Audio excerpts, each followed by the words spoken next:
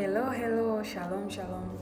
It's been a while kidogo, kuna somo Roho Mtakatifu aliweka moyoni mwangu tujifunze, kwa hiyo nilibidi nichukue muda kujifunza ili niweze kulileta wote tusome. So nililiandaa hili somo kwa staili hii. Sasa naona nikiweka kwa front camera inaleta vibaya, ila nitapost hili karatasi hapa ili tujifunze kupitia hili. So nimeweka makundi manne: what is fasting, why fast, how and when should we fast, but nitaelezea kupitia hizi. So what is biblical fasting? Biblical fasting au kufunga kibiblia maana yake nini? Tunaposema kufunga kibiblia maana yake kujinyima kula na kunywa, lakini pia kujinyima pleasure, starehe. It is giving up something you need, which is food and drink, but also replacing it with prayer, the word of God and worship.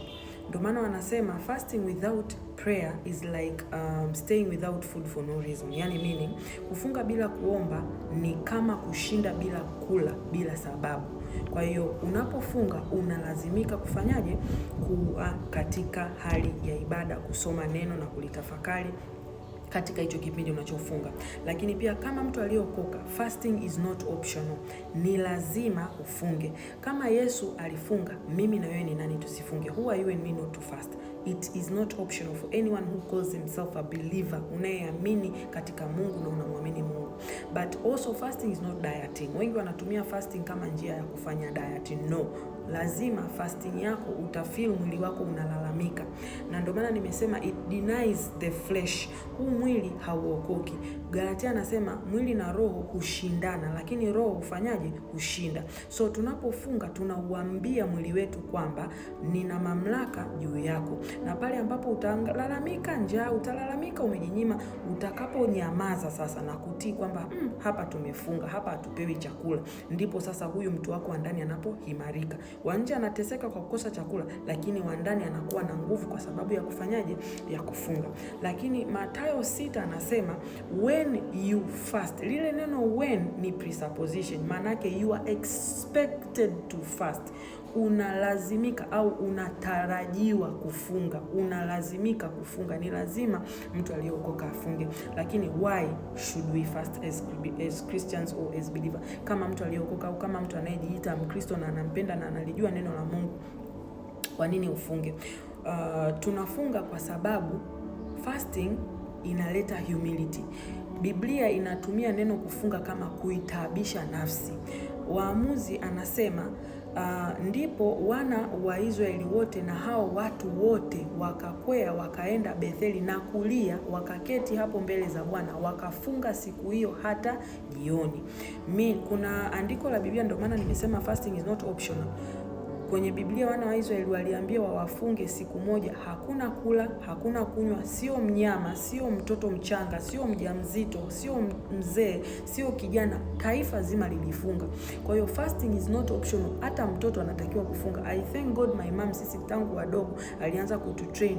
Tunafunga, mimi sijui na miaka 4 sijui 3, utafunga kwa mpaka saa unapoamka mpaka saa 4 utapewa kikombe cha chai, mpaka saa 6 utapewa kauji, lakini alikuwa anatutrain. I thank God for her. Kwa hiyo train hata mtoto wako kufunga. Wewe mtu mzima hapo unasema huwezi kufunga, wenzako hadi wanyama, hadi mtu mchanga alifunga. I know kuna yule dada alikuwa mjamzito, alikuwa anafunga. Yule dada matokeo yake alikuja kuzaa mtoto ana afya, kumnyanyua unajipanga, lakini alikuwa anafunga mara nyingi. Fasting also nimesema inaleta humility. Fasting also is a pathway for breakthrough. Ni njia mojawapo ya mpenyo wa jambo unaloliombea. Mfano, mimi nakumbuka mara ya kwanza naanza kufunga siku 40. Nilikuwa nasumbuliwaga sana na tumbo. Nilipoanza tu kufunga ile wiki ya kwanza niliumwa tumbo. Nikamwambia hivi shetani, guess what? Kama kwa kufunga huku nitakufa, unajua nikifa hapa naenda wapi? Na nikamwambia hii ni tiketi yangu first class mbinguni. Viliisha.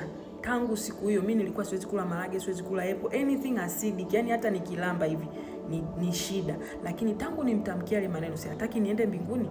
Kwa hiyo akaona huyu kweli akifa anaenda mbinguni. Ndio maana Mtume Paulo anasema kuishi ni Kristo, lakini kufa ni nini? Ni faida.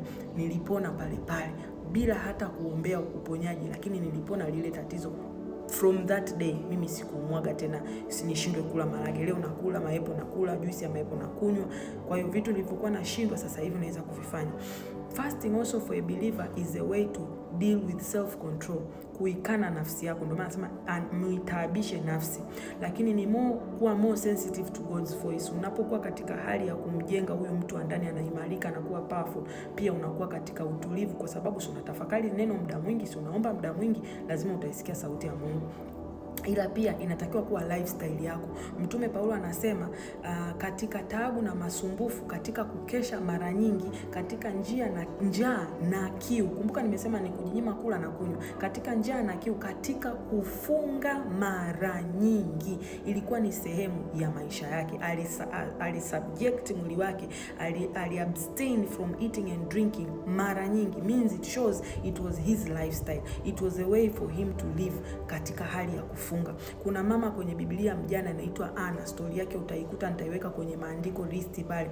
Anasema alifunga maisha yake tangu miaka 80 na alikuwa anafunga akiwa hekaluni. Kila siku anafunga zaidi ya miaka 80, anafunga every day and hakufa. Kuacha kujihurumia. Lakini also fasting inatakiwa kuleta intimacy, ukaribu, closeness with God. Kwa nini? Kwa sababu it is not about nimefunga sijui nipate kazi sijapata. Hata kama hujapata kazi, unajenga ukaribu na Mungu. It's not about our desires, no, it's about intimacy also with God. Anapenda kujibu maombi yetu, anapenda kukupa unachokitaka, lakini pia tafuta uso wa Mungu. Lakini pia fasting is also strengthening your inner man. Ndio maana nilisema unapofunga mwili utalalamika, utalia, utagadhibika, utadhoofika, lakini huyu anapodhoofika wa nje, wa ndani anaimarika kwa kupitia neno la Mungu. How and when should we fast? Fasting should be led by the Holy Spirit, lakini kisiwe kisingizio kwamba huyu Roho wako Mtakatifu hajakukumbusha kufunga mwezi mzima, wiki nzima, mwaka mzima. No way. It is a lifestyle. Kama unataka kuimarika, kama unataka kujinyima, kujipa self discipline, self control, kwa sababu kumbuka nimesema huu mwili hauokoki. Kila muda unakushawishi desires of the world. Kwa hiyo unalazimika, mfano ukiweka kila wiki nitafunga mara moja, ukiweka hiyo kama lifestyle, kuna vitu vingi sana utajiepusha navyo. Kuna mifungo ya aina nyingi. Kuna mfungo wa Danieli alijinyima kula,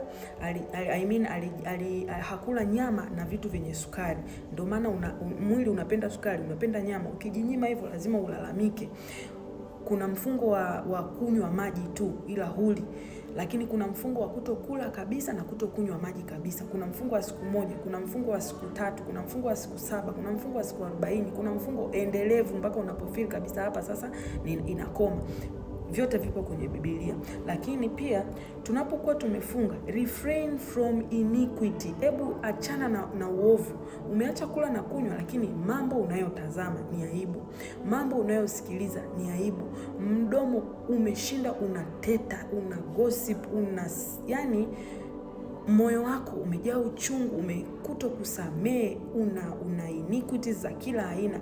Umepoteza muda, umekaa bila sababu, bila kula. Kama unajua utafunga kula, lakini unakaa unatazama picha za ajabu, unapoteza muda. Kama unajua unafunga kula, lakini mdomo wako ni mchafu, unafanya kazi bure. Kwa sababu kufunga kunatakiwa kuachana na uovu, kusafisha mwili wa nje, lakini pia kumjenga mtu wa ndani. Kwa hiyo refrain for hivi vitu, jiepushe na haya mambo na uyaache. I remember mimi mifungo mara nyingi nimeshafanya hiyo 24 hours no water no drink ya siku moja, ya siku 3 na ya siku 7. I have done that. Ya zote nimemwona Mungu kwa viwango vikubwa. Nilipofanya ya siku 3, nakumbuka kuna baba alikuwa hajawahi kufunga.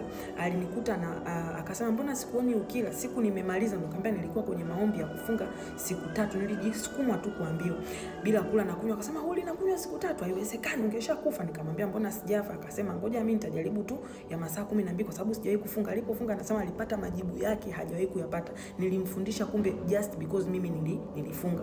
Nilipofunga siku 7 no food no water, huku nalala chini, nilitafuta uso wa Mungu. Ndo the first time mimi nilipewa barua ya kuwa niwe mchungaji katika kongamano la vijana Tanzania nzima la kitaifa. I was the youngest preacher in that list of preachers. Watu wakubwa wamekaa pale kwenye list.